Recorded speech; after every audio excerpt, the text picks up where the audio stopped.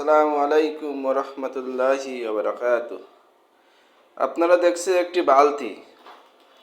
আমি এই বালতি দিয়ে ইঁদুর মারার একটি ফাঁদ তৈরি করলাম, সেটা আপনাদের কাছে শেয়ার করলাম। আপনাদের বাসায়, মেসে কিংবা ক্যাম্পে, যে কোনো জায়গায় যদি ইঁদুর থেকে থাকে, ছোট ছোট ইঁদুরগুলো খুব খাদ্য নষ্ট করে। যদি থেকে থাকে সেক্ষেত্রে আপনারা এইভাবে তৈরি করতে পারবেন। দেখেন, আমি এখানে একটা কার্টুন দিয়ে আর একটা ছাতির শিক দিয়ে এটা তৈরি করেছি। দেখেন, এখানে আছে বিস্কিট, এখানে আছে বিস্কিট চিড়া।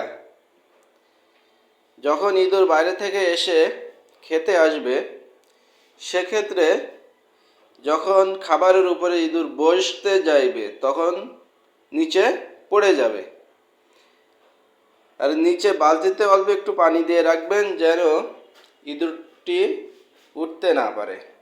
ধন্যবাদ। ইঁদুর কালকে সকালে দেখাবো ইনশাআল্লাহ।